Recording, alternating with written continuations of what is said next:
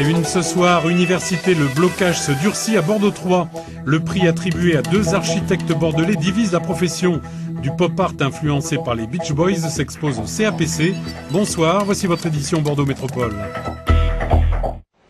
1105 voix pour, 635 contre. Les étudiants de Bordeaux 3 réunis ce matin en assemblée générale poursuivent donc le blocage de l'université jusqu'à mercredi prochain, 12h30.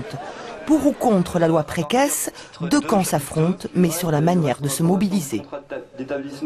Je suis aussi concernée par cette loi, je suis contre cette loi. Je pense qu'on pourrait manifester et vraiment montrer nos opinions dans la ville de Bordeaux, faire des manifestations vraiment qui représentent la grève et le droit de grève. Parce que là, je ne pense pas que ce soit le droit de grève de prendre un bâtiment public et d'obliger des gens qui ne sont pas pour la grève à les empêcher en fait de venir en cours. Ça, c'est vraiment, je ne pense pas que ce soit ça la grève en France. Le blocage a toujours été mis en place. Et c'est vrai que c'est montré le moyen le plus efficace pour mobiliser les gens. En fait, on met la fac en pause, on suspend les cours pour que les gens puissent vraiment s'impliquer sans se mettre en danger. Tour d'horizon des universités, Bordeaux 2 et Bordeaux 3 bloqués, Bordeaux 1 et Bordeaux 4 se prononceront lundi lors des assemblées. Il y a toujours des risques de dérapage ou de provocation. Mais disons qu'on ne sent pas la mobilisation très forte du CPE, en tout cas le soutien de la population. Bon, l'inconnu, évidemment, c'est la semaine prochaine qui est socialement très chargée. Cette nouvelle journée de grève à la SNCF confirme la mobilisation de la base. La poursuite du mouvement a été votée ce matin par les cheminots. Il faut donc s'attendre à un week-end de perturbations. La direction de la SNCF annonce une vingtaine d'allers-retours TGV Bordeaux-Paris et 2 allers-retours Corail entre Bordeaux et Marseille, samedi et dimanche. Une récompense qui divise. Le 22 octobre dernier, 2 architectes bordelais reçoivent l'équerre d'argent pour leur réalisation de l'école Nuyens à Bordeaux-Bastide. Depuis l'annonce de ce prix attribué par la revue Le Moniteur, le monde de l'architecture est agité. Tous ne comprennent pas le choix d'un bâtiment trop ordinaire, selon certains. C'est une architecture contemporaine qui est un petit peu silencieuse, c'est-à-dire qu'elle n'est pas forcément là pour être regardée. Ce qu'on a essayé de faire, c'est surtout de faire une école qui profite au maximum du site dans lequel il était, avec des matériaux contemporains. Plus d'une centaine d'architectes contestent la volonté du jury de mettre en lumière une architecture dite quotidienne. Pour la directrice bordelaise d'Arc en Rêve, le choix de l'école Nuyens se justifie. L'école Nuyens est un projet de très grande qualité, voilà, mais en effet, ce n'est pas un projet risqué, ce n'est pas une architecture risquée, une architecture qui invente. Et là, peut-être aussi que la plupart des signataires de cette pétition ont voulu exprimer leur difficulté aujourd'hui à prendre le risque de l'invention. Reste à souhaiter que l'atmosphère soit moins lourde lors de la remise des prix en janvier prochain. À 61 ans, Michel Bouissou, ancien ingénieur, se lance dans un tour du monde sur son tricycle couché. Par rapport à Jules Verne, c'est pas 80 jours, c'est pas 80 ans parce que je n'aurai pas le temps, mais c'est 80 mois. En fait, 80 mois, ça fait 6 ans.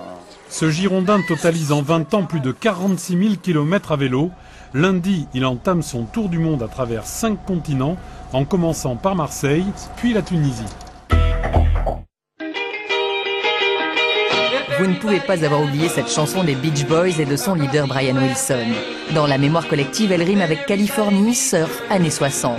Quelle influence Brian Wilson, figure de la culture pop, a-t-il eu sur les artistes? Voilà l'objet de l'exposition présentée au CAPC en 35 artistes et 40 ans de création sous toutes ses formes.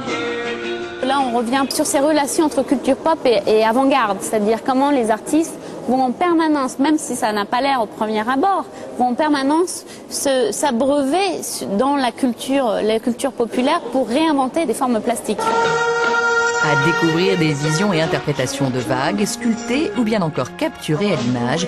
Ici, le premier film tourné à l'intérieur d'un tube en 1968.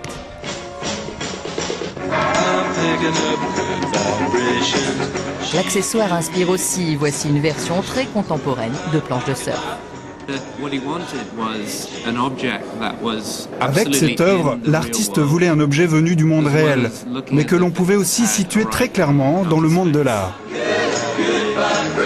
Good Vibration, les bonnes vibrations de Brian Wilson ont donc touché plusieurs générations d'artistes, des formes géométriques, colorées, psychédéliques, un côté vibratoire qui résonne joliment au cœur de cet entrepôt l'aîné.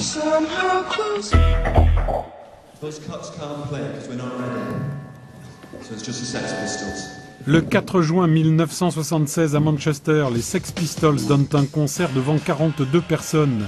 24 Hour Party People de Michael Winterbottom retrace l'histoire de cette épopée musicale anglaise. Rock au cinéma jusqu'au 11 décembre au cinéma Jean Vigo. Oh, j'ai besoin d'un coup de pied. Ouais, c'est ça, j'ai besoin d'un coup de pied au cul que j'ai jamais reçu. Voilà, c'est ça. Ah bah tiens, Seigneur, s'il vous plaît. Allez, Seigneur, vite. Un baronnet vigneron ruiné espère sauver son domaine grâce à son escort girl préférée. Une comédie jusqu'au 1er décembre à la Comédie Gallien à Bordeaux. Eh, feignasse qui reste sur son siège.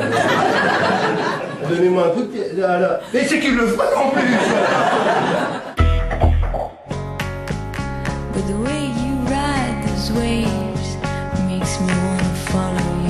Une voix enchantée qui s'est immédiatement imposée, Keren Anne, musicienne polyvalente et chanteuse, en concert ce soir à 21h à la Rock School Barbet.